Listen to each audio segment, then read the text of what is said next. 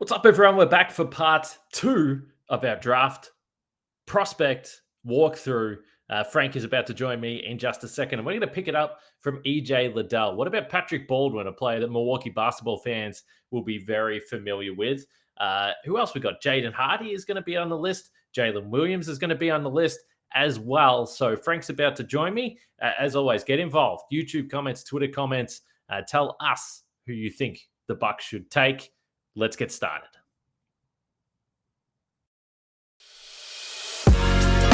You are Locked On Bucks, your daily Milwaukee Bucks podcast, part of the Locked On Podcast Network. Your team every day. Going down the list some more. EJ Liddell, he was like probably the first. I feel like multiple mocks right after the lottery, or kind of happened. Like he was the mock to the Bucks. Undersized Ohio State big man, but super productive. Surprisingly good two-way player, block shots, even though he's only 6'7" or so, but big wingspan, was a very productive scorer, rebounder, shot blocker. Again, just kind of a guy who knows how to play, but kind of the question is like, okay, how exactly does his size and some of his physical limitations translate to the NBA level? I actually would find him a lot more interesting if not for the fact that I think Bobby Portis is going to be back. Because I don't think he's like guarding three men or something like that.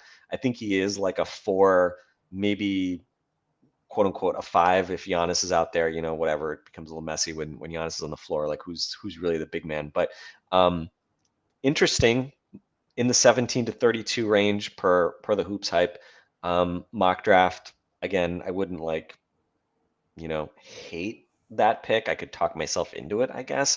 But kind of like also a guy maybe not as exciting in terms of like ultimate upside, because he's kind of like some spot up shooting capability, but was kind of like a post up college player, and obviously that's not going to be something where he's going to become a star in the NBA doing that kind of stuff. We already talked about Nikola Jovic. Blake Wesley. I was talking about Blake Wesley to somebody the other day. I mean, he's like this kind of explosive combo guard from Notre Dame, very highly touted out of high school, freshman, super inefficient, like didn't really make shots that well. I just don't know how to these are the kind of guys that I just never trust myself. I don't trust my eyes to see something in the muck of inefficiency and youthful indiscretion. I just don't trust myself to pick those guys out who are going to pan out, because again, when guys like this don't work, you're like, of course, oh God, why would we have wasted a pick on that guy? Right? So yeah, that he's just one of these guys, again, like he could be really good. I mean, again, the mock range has him from 10 to 36, which, obviously some people see obviously a lot in him. You know what they call that? 10 to 36. They call it Thon Maker to Malcolm Brogdon range. That's a big range. The next guy, Walker Kessler, your favorite whipping boy, Kane. Awesome. Okay, awesome let me just quickly say with this guy. And by the way, he averaged something like 4.8 blocks per game. I mean, just insane. Crazy. But you can't convince me. And yeah, if you're looking like future to the next 6 years, whatever, which is clearly, if you think he would want to be a Brook Lopez replacement. But a couple of things. He's not even going to be close to as good as Brook Lopez next year, which so you take a significant step back. And then secondly, for all the talk of, well, the Bucks can't play Brook Lopez in the playoffs, it's useless. You can't have a guy that doesn't switch in the perimeter. You can't have someone that's playing drop coverage. Then why the hell would you want to draft him? So I just don't get it. Preaching to the choir. I mean, again, not to say that big men don't have a role in the NBA. I mean, we know of all teams, the Bucks know that big men can still have a role in the NBA. But especially if you again assume Bobby Portis is back, Brook is back, Giannis is back. Really, the only way to crack the kind of the big rotation is if you are kind of that like small ball, again, the PJ Tucker replacement guy that was never identified. And you're a guy that can play with Giannis in sort of more switchy, kind of small units, a guy that can, again, defend Jason Tatum or Jaylen Brown, or, be able to protect the rim a little bit and do some of those things. So That's the sort of player that I'm gravitating towards. When we talk about Tari Eason or even again Marjon Beauchamp, even maybe Jang. Those are the players where it's like you can kind of like if you squint hard enough, you can sort of see like okay that those guys could be that kind of player in a couple years, but right now it's like Jaden Hardy. I was open minded to Jaden Hardy. Again, I like the G League. I kind of give the benefit to the G League Ignite guys to some extent. Again, because of they're playing against men, and they're not just beating up on guys that have to do their math homework that night. But with Hardy, again, really highly touted guy coming out of high school, good frame for like a combo guard, but not a consistent shooter in the G League. And like, what else does he do? Right? Like, has some playmaking, but he's not like a real point guard.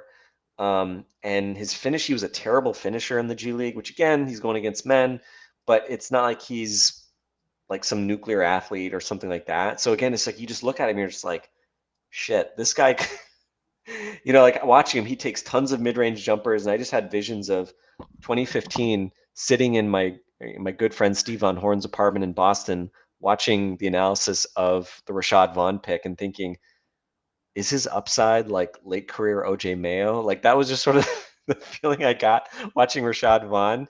And at least Rashad Vaughn, like I think, was a better jump shooter than Jaden Hardy is at this point.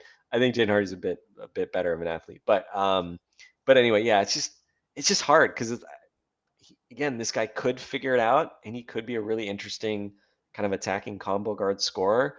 But I think those guys are always like a little bit tend to be a little overrated anyway. And so it's just kind of hard. And look, the Bucks of all teams could probably use a guy like that. We just saw. George Hill obviously never wants to shoot. Javon Carter, even in his best days, if you bring him back, he doesn't want to shoot, right? They're not like offensive creators. So there's absolutely a lack of kind of, shot creation outside of the Bucks' big three. And they definitely need somebody who wants to do some shit. And again, like Jordan Wara is kind of like sheepishly raising his hand and saying like, I'll take shots. I'll do stuff. But sorry, Jordan. Kind of continuing the list, Kennedy Chandler is the next guy. I think, a much more productive type of player, but a guy that is just really small. And again, like really, really small guards. I just have visions of like, okay, you just have to really like bend over backwards to hide these guys defensively in the playoffs, especially, again, not to over-index on the Celtics, but are the Celtics going anywhere, right? All their kind of core guys outside of Horford are kind of on the young side. So I just kind of struggle with these guys. If you're like, 6', 6'1", and you're not like built like a freight train or something like that, I'm just like, man, I just sort of struggle with it. And then kind of going down the list, so Patrick Baldwin is 26. 18 to 36 is the range here on this. Again, I think Bucks fans, anybody from the state of Wisconsin probably is fairly familiar with Patrick Baldwin, given kind of the story of being the super highly touted prep player, ends up going to play for his dad at UW Milwaukee, and then just has a terrible year, ends up getting hurt, and doesn't really test well at the combine. And it's just kind of like, okay, what's the real Patrick Baldwin? And so again, like you draft a guy like that, could be out of the league in a year. He could go undrafted and never play in an NBA game, right? Would not shock me. Or maybe that pedigree that everybody loved in high school, maybe that eventually shines through. He gets healthy, gets on an NBA training regime, gets stronger. He's a really big guy who has shooting skill. Yeah, sure, there could be something there. But again, do you want to use the 24th pick to gamble on that guy? Again, feels just like a guy that is more of the, guy you get excited about getting at 43, the 43rd pick, rather than the guy that, you commit your highest first round pick that you're probably going to have for the next couple of years on. Kendall Brown, Baylor, he's the number 27 in this consensus mock. Really interesting player, kind of like nuclear athlete, switchable combo forward, but just like really doesn't have like shooting skill, like, and doesn't look like he's going to be like, just does not look like a guy who's going to come around, turn around and become a shooter. Like, he looks like kind of just a four man who, again, he can do some stuff like in transition and things like that, but like it has some passing ability, but like, you know, I just think it's a little bit. I just think it's just a little bit too long of a putt for me to see him being anything but kind of like a garbage man offensively. And again, could be a great garbage man offensively. But again, I think that's why, again, 19 to 52 is his range in the mocks right now. And that brings me to a guy that a lot of people have been excited about. He was in Milwaukee, I believe yesterday or the day before, for a workout. Jaylen Williams from Santa Clara. He's mocked in the 17 to 46 range, had an awesome pre-draft camp, tested awesome athletically, was great in the scrimmages, which you give him credit for. He actually played in them. 6'6", 7'2" wingspan, I believe. Just a kind of like a really interesting combination of kind of savvy pick and roll playmaker, makes lots of like really nice passes, knows how to handle the ball. Again, is he going to be like an NBA point guard? Probably not, right? But as like kind of a second side creator, a guy who can be in pick and rolls, and who can do stuff with the ball if you give it to him late. Shot the ball nearly 40% from three, has some step back to his game. And again, not like a nuclear athlete, but had had some of the best combine numbers, vertical numbers at the combine. And, again, like you watch video of him, you're like, man, this guy like knows how to play. And again, he's not super young. He played at Santa Clara, so he didn't have that super high level of kind of competition that you ideally would like, but grew a lot in college, which is why he was at Santa Clara.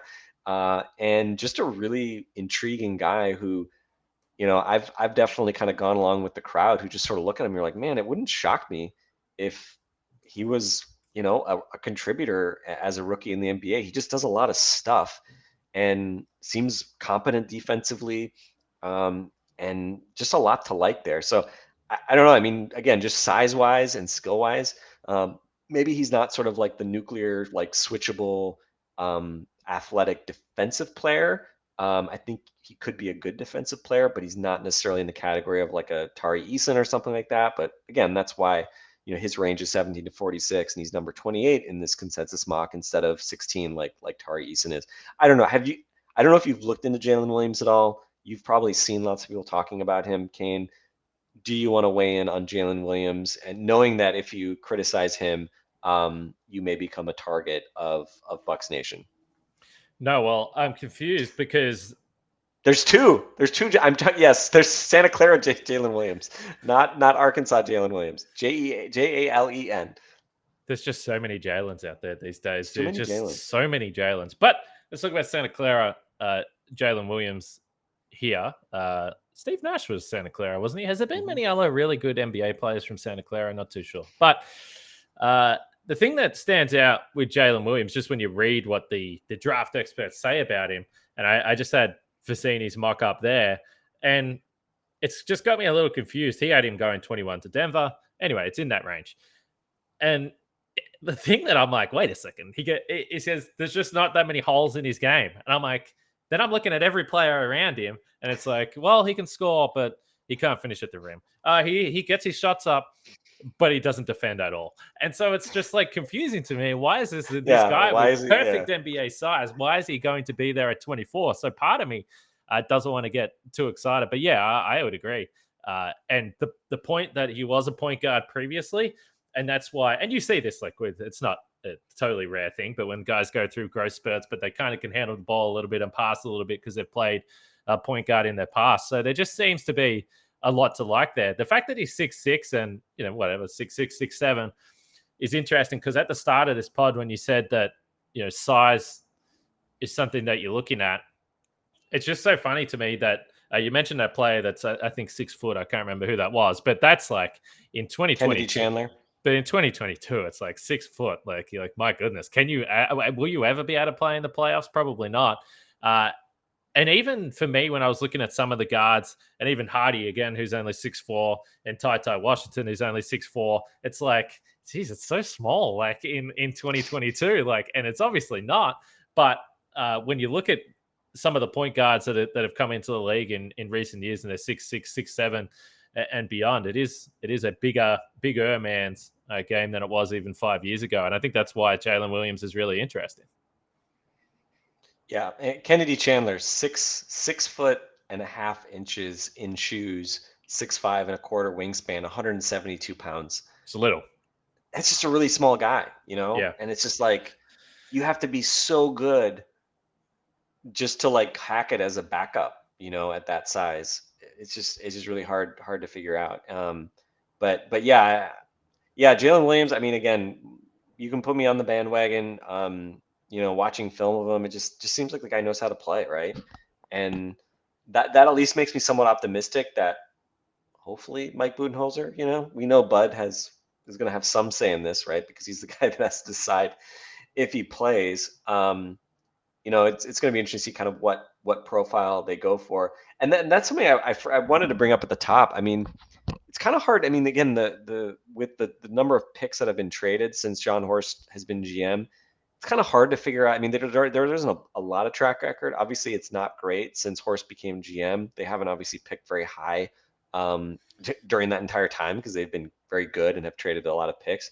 But it's a little weird because it's like the DJ Wilson and Dante picks feel like, okay, you're going for like established upperclassmen, kind of two-way guys, big programs, were role players, can kind of like know what it's like to just try to fit in right away at the NBA level. Obviously mixed bag how that worked out. But then you look at like the more recent picks and, it's like Sam Merrill, Jordan Nwora, Sandro Mamukelashvili. I mean, not exactly. I don't know that any of those guys you look at and be like, oh yeah, those guys like profile as guys who are going to play in the playoffs one day, right? I mean, none of them were small. Even Sam Merrill was, reasonably sized for a guy that ultimately, may have had at least was sort of a point guard, and I think we saw like not really ultimately, but none of those guys were like good defensive players. So it was interesting that those guys were the players that the Bucks rolled the dice on. And I don't know, maybe there's a learning there because, I mean, yes, Sandro got some time early in the season when there were all the injuries and shot the ball very well. I felt like he was pretty smart, but just like cannot defend at all. At all. And obviously Nwora had his moments maybe defensively this year. Just think back to that block on Kevin Durant on opening night, how long ago that seems. But, again, just defense feels like the reason that he's probably never going to, have a major role in Milwaukee. We'll see what happens with his free agents this summer. So yeah, it is kind of hard to even peg, what the Bucks really value. And again, we'll see if maybe I would expect they may revert back to more of the profile of the guy that, they picked in those early first rounders with DJ Wilson and Dante DiVincenzo. Obviously, you hope it works out better this time. But in theory, at least, like the idea of a DJ Wilson, a guy who was very mobile, big, long, shot well, like, oh, okay, I get that, right? Like that seems like the kind of role player that can fit in. Again, you just hope this time it works out a little bit better. Let's go through a few more names before we drop for the night. But Bryce McGowan's from Nebraska. He went to Nebraska, so I didn't bother looking into him. He could be, the next coming of whatever. But I'm skipping him. Jake Laravia from Wake Forest. Apologies to our listeners that went to Nebraska. We just want to say that. Sorry. Jake Laravia from Wake Forest. Interesting player, like pretty good spot up shooter. Gets a lot of stocks, kind of like probably like more of a little slightly undersized 4-man.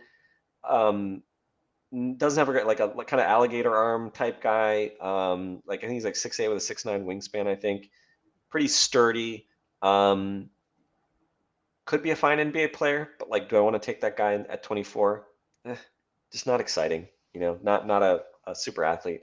The next guy, Dalen Terry. I don't know if I've ever actually heard anybody say his name out loud. From Arizona, we were messaging with our friend Justin Garcia, since Justin's a big Arizona fan. He's very pro Terry. He's a guy who's been What a shooting up homer. he's the guy who's been shooting up the draft boards a lot.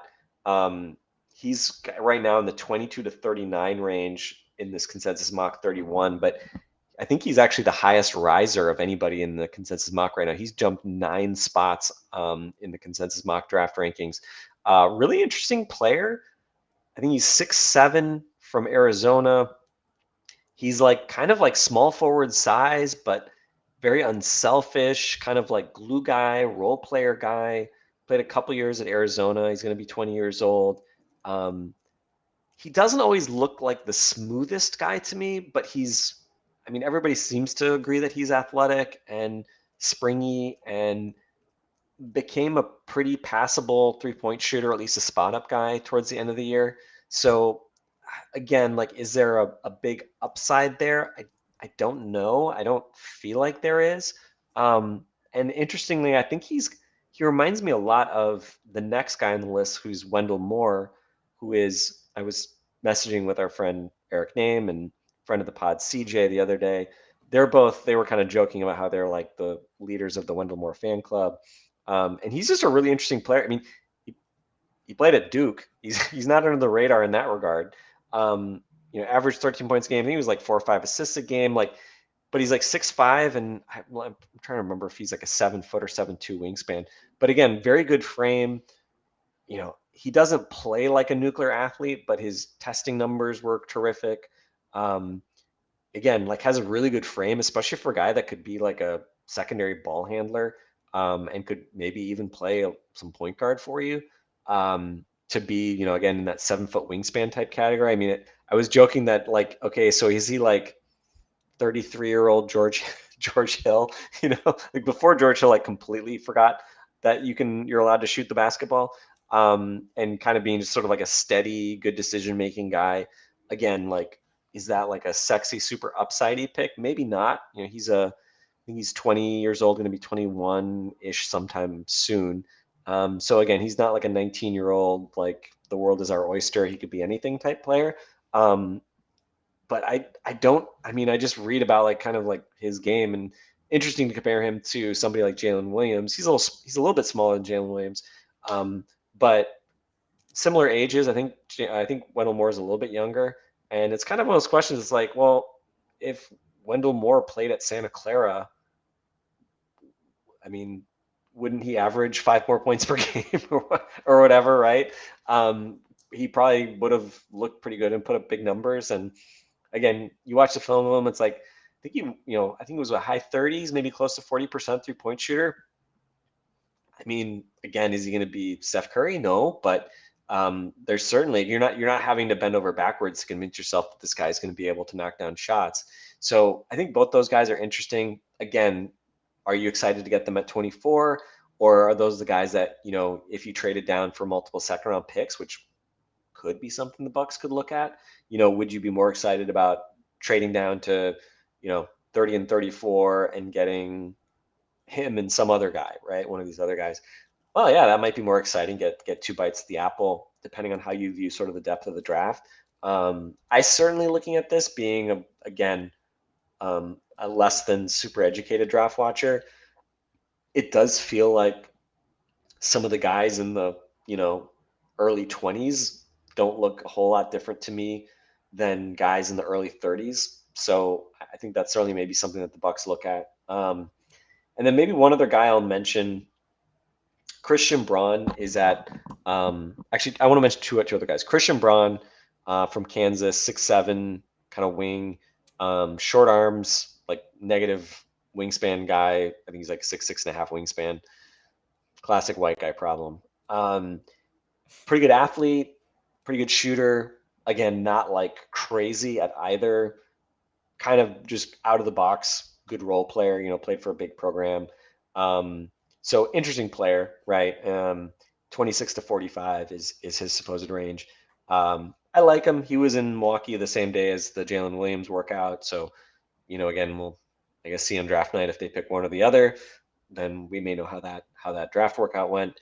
But he's interesting me. And then The last guy that I want to mention, and again, maybe a little bit of home state bias here, but Justin Lewis from Marquette seems like a really interesting prospect. He's right now, consensus mock has him at 45, 36 to 49 is his range.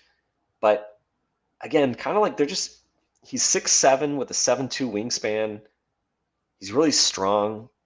Maybe not, again, like a crazy athlete, but his combine testing numbers were good.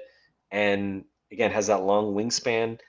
Shot the ball 35% from three, 16, 17 points a game.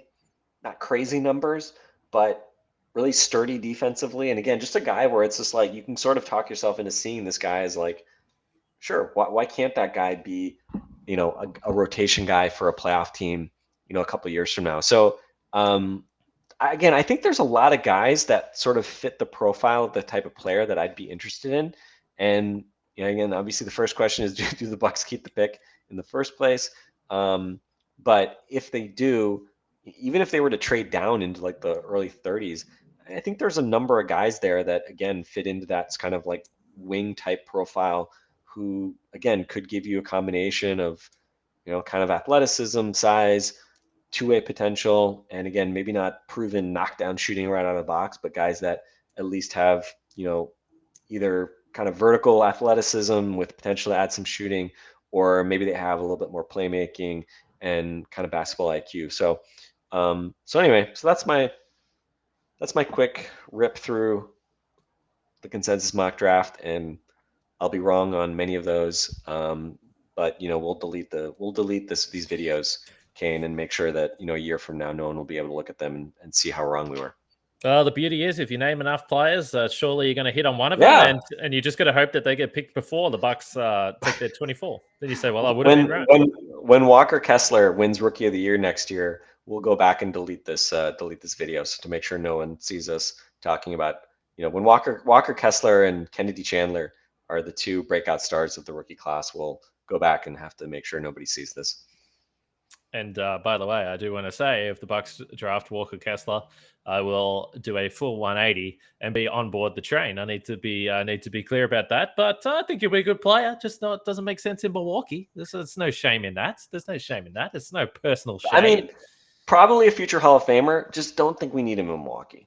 My goodness, if that happens, it'll be one of my worst. But this is what we do here. And interesting, you mentioned the trade down last year. They had picked 31. Was it 54 and 60? And we've spoken about the Bucks roster. They got to fill it somehow. So that's typically the type of thing that happens on draft night. I guess if there's a team that desperately wants someone to pick 24, maybe it's on the table there. I don't know what teams have multiple seconds. But yeah, anyway. Well. Yeah, no, I was going to say, I mean, sorry to cut you off, but no. And I'm just bringing it up. I think Oklahoma City has like 4 picks, and I think 30 and 34 might be one of them, right? Sam Presti just up to his old tricks. But I think it is worth mentioning. We talk about the tax and kind of the implications of some of those things. So the number 24 pick, the salary slot that they will be getting next year would be $2.4 million, right? So not a lot. That's pretty cheap. But you think about kind of filling the roster. I mean, the Bucks are not going to have like a ton of roster spots that they have to fill in all likelihood.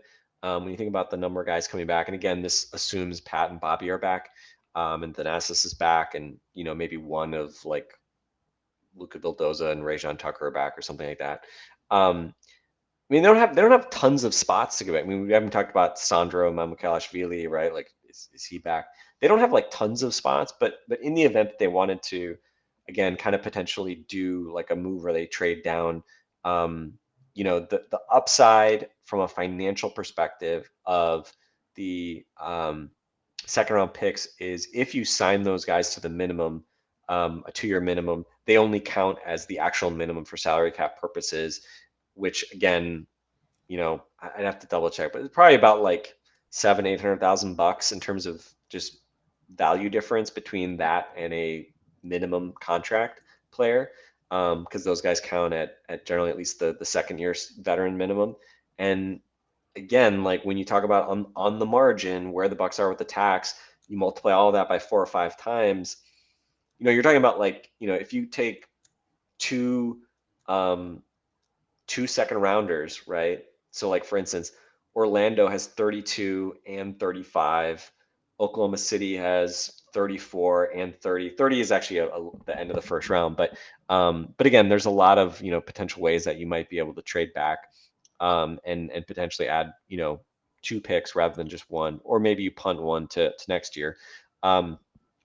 There is potential tax optimization, let's just say, by doing that. And again, I'm sure, if you're a People fan, don't care. Yeah, that's right. you're not too excited about that. But in Yeah. practicality, that stuff might matter, right? It's like, well, let's add a second round pick next year. We'll move to the low 30s, and we still think we can get a guy that we like there.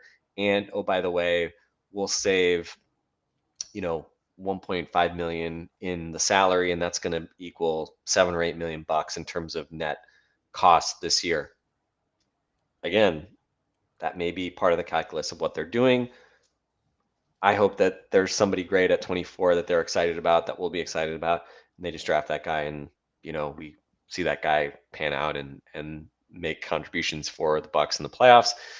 But again, these are all the unknowns that we will not know the answers to for quite some time. But at a minimum, we're only a couple weeks away from seeing kind of at least what they do on draft night, and that's pretty exciting. I don't know. It's funny.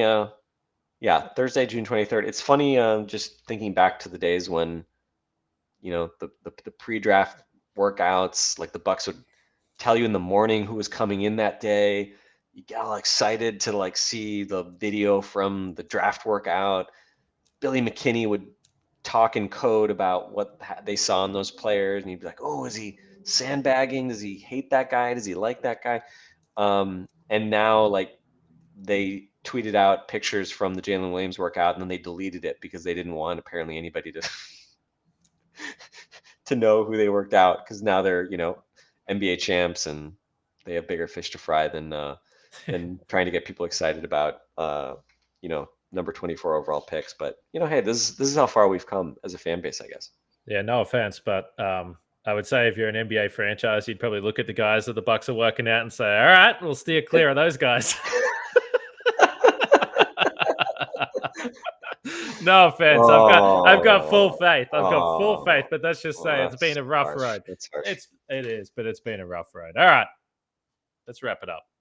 Make sure you check out the NBA Big Board podcast. Speaking of draft stuff, people are starting to get excited about that, so they'll have you covered with all the big names and going down to where we will be picking at pick 24 there. So it's well worth a listen. But Frank, let's wrap it up.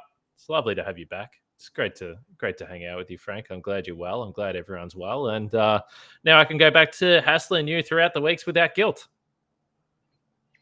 Yeah, like Camille, COVID got my whole household, and thankfully it was we weren't too badly impacted by it. But I still have a little bit of a kind of cold, even though I'm now technically COVID free or testing negative. But so it goes. We got to fight through that. I mean, we just got to fight through this, because there's draft podcasts to be recorded, and it's maybe not the most fun time of year anymore, right? Now the playoffs are what we look forward to, but it's good to have the draft back, especially last year, right? There was like a week difference between winning a championship and the draft. It was kind of all pretty crazy and happened really quick, but this time around we get to actually do some research and kind of soak it in a little bit. So hopefully we will be a little more educated this time around than last year.